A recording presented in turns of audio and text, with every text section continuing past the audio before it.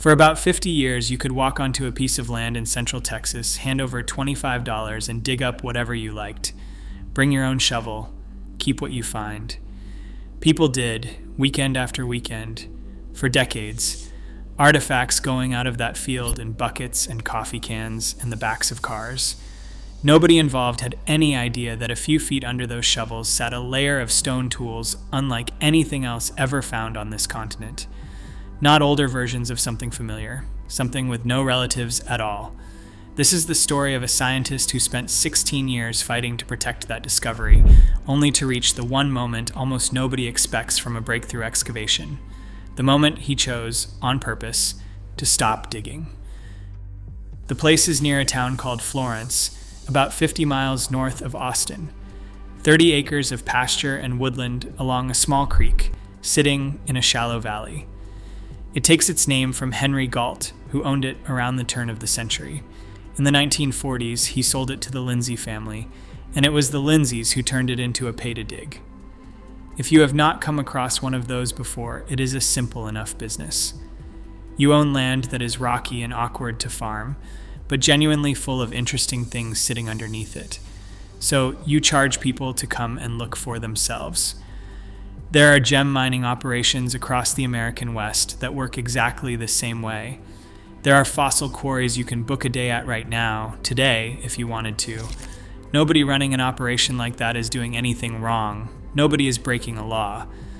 It just happened, entirely by chance, that this particular field was one of the richest archaeological sites in North America, and for half a century it was being emptied out. $25 a head. Think about what that actually looked like in practice, spread across 5 decades. Weekend after weekend, families driving out from Austin or further, paying their fee at the gate, walking out onto that pasture with a shovel and a bucket, and digging wherever the ground looked promising. Most people walked away with an arrowhead or two, maybe a scraper, something worth a photograph and a story to tell later. Nobody involved, not the diggers, not the Lindsay family running the operation, had any real reason to suspect they were standing on top of something the entire field of American archaeology would eventually need to reckon with directly. That is the strange part worth sitting with before we go any further. This was not a hidden site, sealed away behind a locked gate or buried under a mountain nobody could reach. This was a working commercial operation, open to the public, advertised, priced, and run in plain daylight for 50 straight years. Anyone with $25 and a Saturday afternoon could walk directly onto ground that held one of the most significant archaeological deposits on the entire continent and simply start digging without anyone stopping them. And for the vast majority of those 50 years, that is exactly what happened, over and over, artifact after artifact, leaving that field in the pockets and coffee cans and car trunks of people who had absolutely no idea what they were actually carrying away with them. Some of it undoubtedly ended up in shoeboxes and closets. Some of it was sold. Some of it was almost certainly lost entirely, thrown out at some point by someone who never understood what they were looking at in the first place. Think about the sheer scale of what that represents. 50 years of steady, casual removal, weekend after weekend, from a piece of ground that would eventually turn out to hold evidence stretching back tens of thousands of years, evidence unlike anything else ever recovered anywhere in the Americas. Nobody was being careless on purpose. There was no malice in it at all. It was simply an ordinary business, running exactly the way it was designed to run, on a piece of land that happened to be sitting on top of something nobody yet understood the value of. That arrangement held steady year after year until 1991. That was the year one of those ordinary weekend diggers pulled something out of the ground that did not look like anything else anyone had ever found on that property before. Not an arrowhead, not a scraper, not anything with an obvious, recognizable shape at all. Something nobody standing in that field that afternoon had any way of identifying on their own.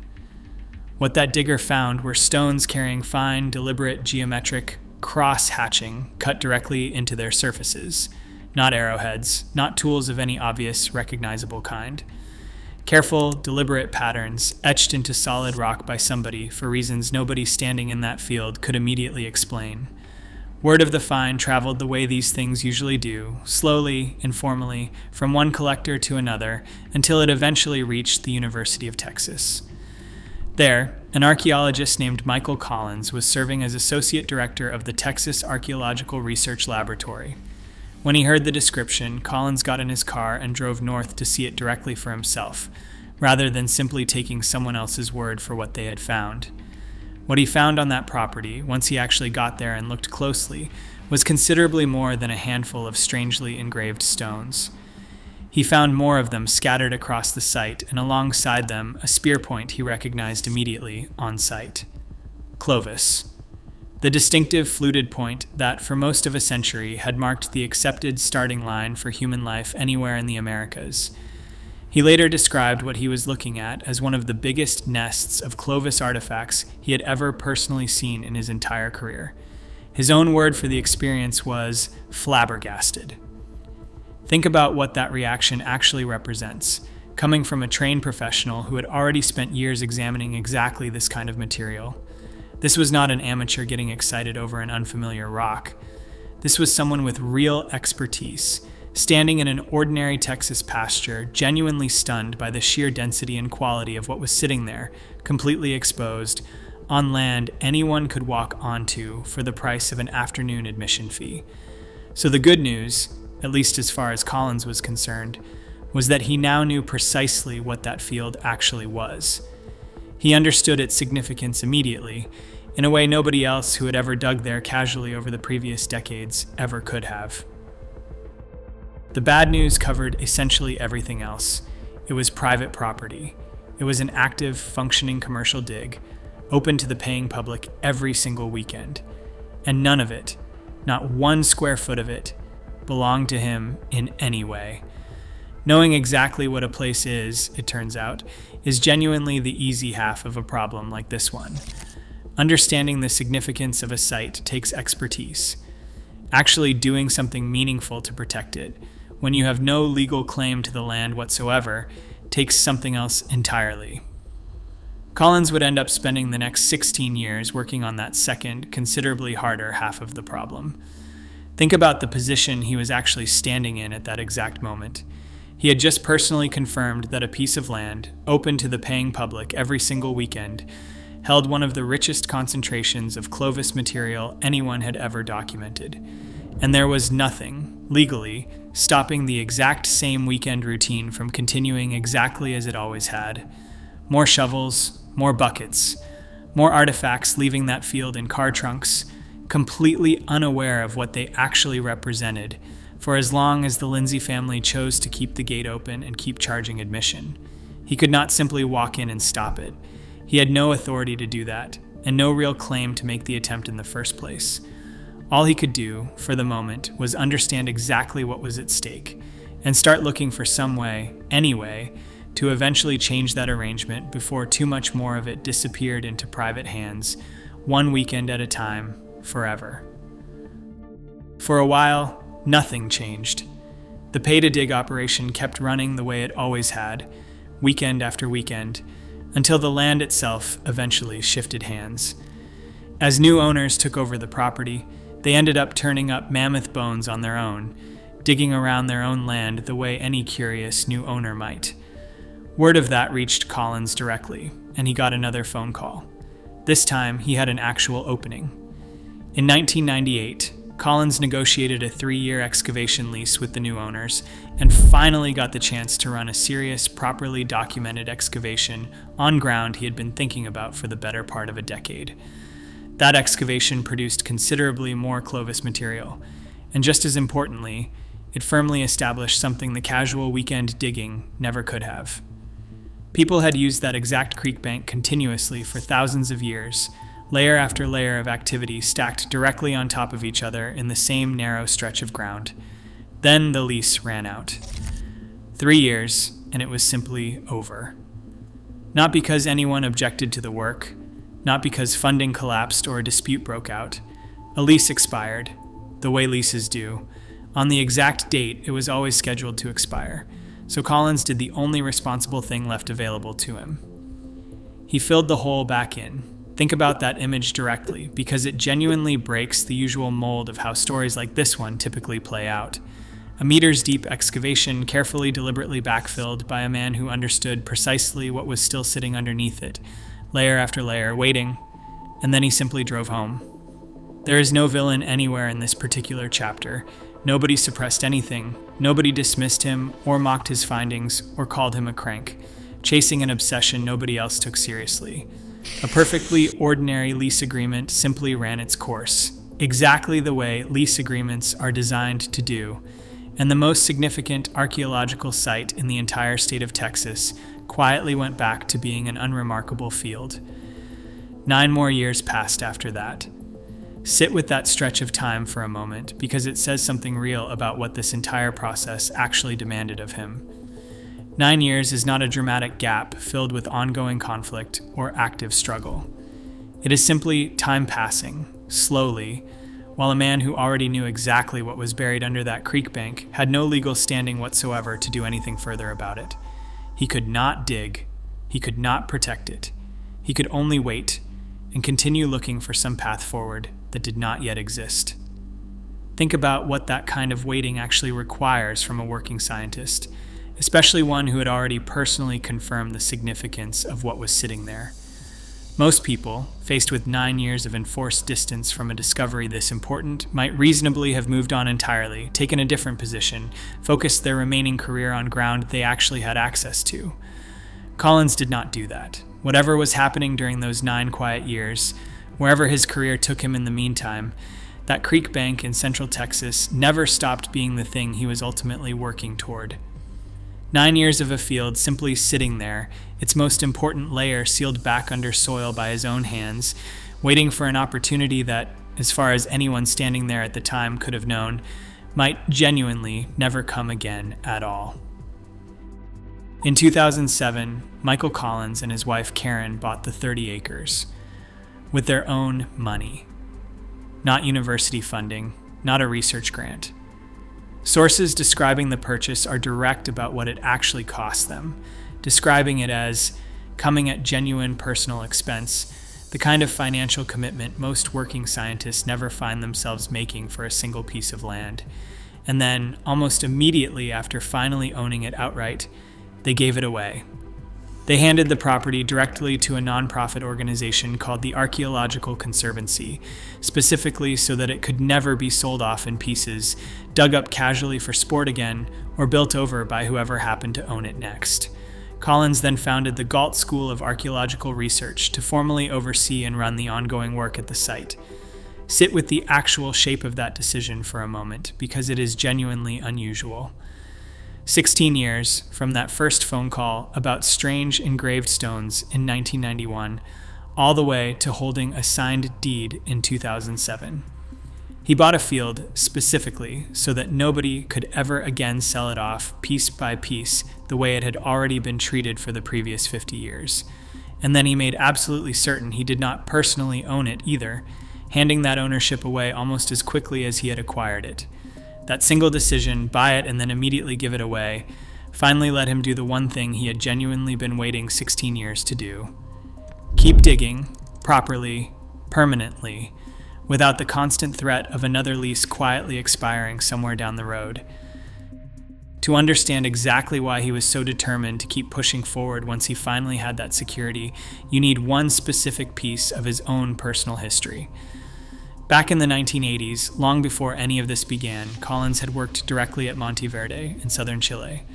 Monteverde is the site that eventually broke the old Clovis first model once and for all, the discovery that finally forced the entire field to accept that people had reached the Americas earlier than the accepted timeline had ever allowed. Collins had been there in the actual dirt himself, working the site directly, and he had come away from that experience genuinely believing those older, more controversial dates were correct. That belief mattered enormously once real excavation finally resumed at Gault. As the team worked its way carefully down through the known Clovis layer, they eventually hit what looked on the surface like an empty stretch of clay sitting directly underneath it. He did not stop. That single decision matters more than it might initially sound like it should. That specific layer of seemingly empty clay is exactly where the entire discipline of American archaeology had been stopping cold for decades, at site after site, all across the continent. It was, by long-standing convention, the floor sitting directly below Clovis. And the accepted wisdom held that there was supposed to be nothing at all underneath that particular line. No reason to keep digging. No funding available to dig through soil that everyone in the field already confidently assumed was completely sterile. Collins, carrying his own first-hand experience from Monteverde directly with him, was not willing to simply accept that assumption without actually testing it himself.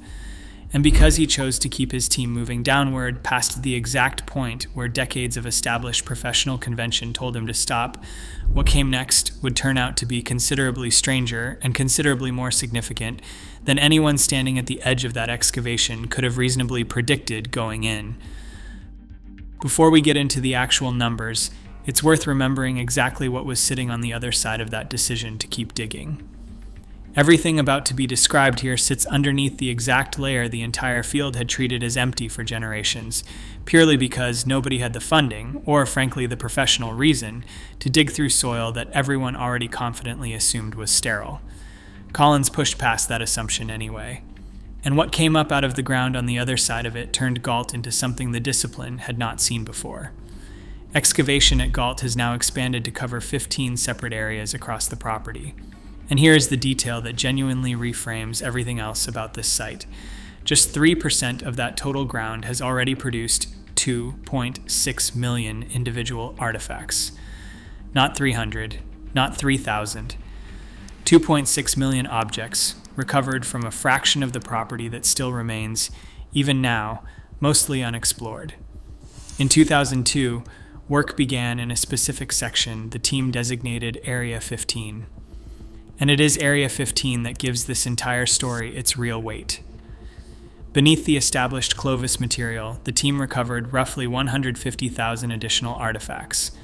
Bifaces, blade cores, gravers, end scrapers, modified flakes, and 10 distinct projectile points, unlike anything cataloged anywhere else on the continent.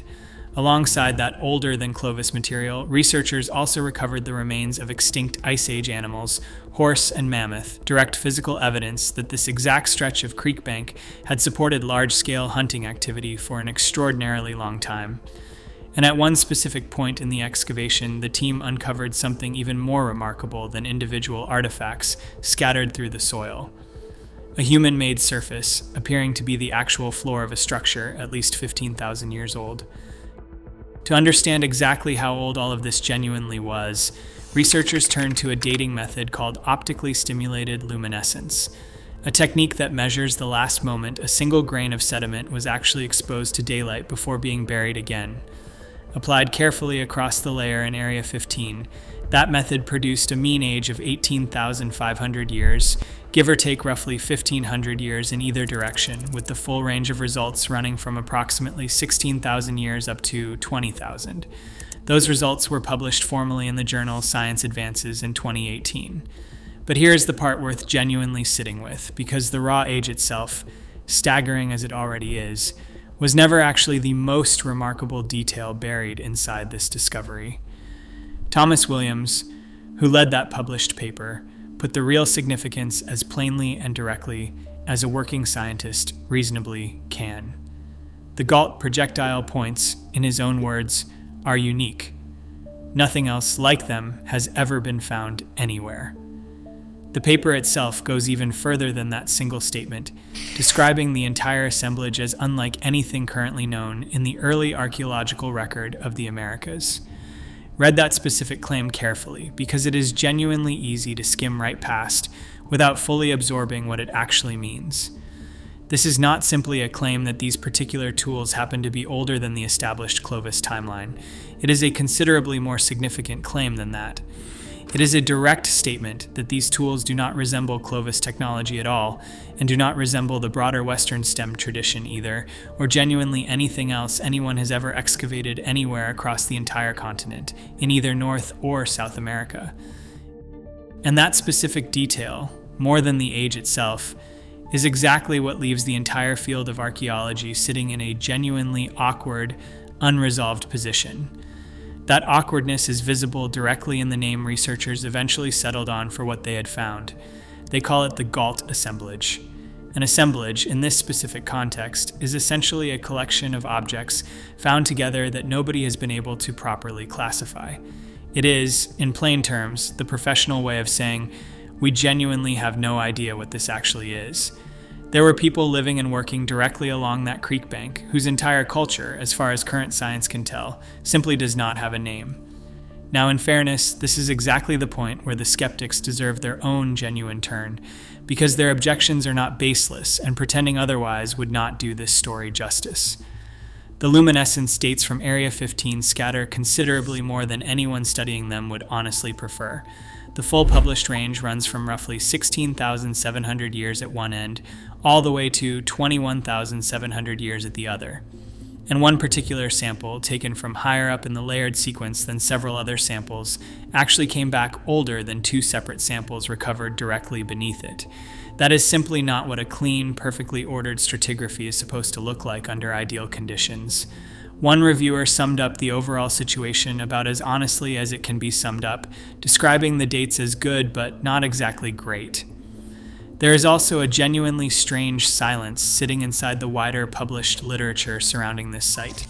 Roughly a mile away, along that exact same creek, sits the Friedkin site, holding its own separate pre-Clovis material, independently dated by researcher Michael Waters back in 2011. The obvious next step, at least on paper, would be a direct, formal comparison between the two neighboring assemblages, sitting on the same waterway, dated to roughly overlapping periods. As far as anyone can currently tell, that specific comparison has simply never been published. And there is one more honest gap worth naming plainly before moving forward. 4 human teeth have been recovered from Gault so far. No bones, no burials. Whoever these people actually were, the physical record of their own bodies remains, for now, almost entirely absent from everything otherwise recovered from that ground. What happened next is genuinely the last thing anyone would reasonably expect from a breakthrough excavation of this scale and significance. They stopped. After carefully cataloging that 3% of the total property, the team made the deliberate decision to fill the excavation back in completely. Their stated reasoning was direct and, frankly, difficult to argue with once you actually sit with it. 97% of the site remains buried, untouched, exactly where it has always been. And the archaeologists working 40 years from now will almost certainly have access to methods, tools, and analytical techniques that nobody currently working this decade can even fully imagine yet. Spending that irreplaceable evidence now, simply because the technology to read it properly happens to exist today, would genuinely be a waste of something that can never be recovered a second time. Today there are no open excavations anywhere on the property, and none are currently planned. If you actually visit the site yourself, what you find is a quiet, unremarkable, grassy floodplain, giving no outward indication whatsoever of what still sits directly beneath it, waiting. So that is the arc of one field in Central Texas. For 50 years, people paid $25 a day to take pieces of it away as fast as they could carry them. Today, it belongs to a nonprofit. It sits covered over, and the people with every right to keep digging are choosing, deliberately, not to. The oldest thing anyone has found there has no name, no known relatives, and nobody alive who can claim it. It is going to stay in the ground until someone actually deserves it. I do not really have a clean ending for this one, because it has not happened yet. The rest of that field gets opened when somebody eventually builds a tool that deserves it, and I would genuinely like to be around when they do. Subscribe and I will tell you when. I will.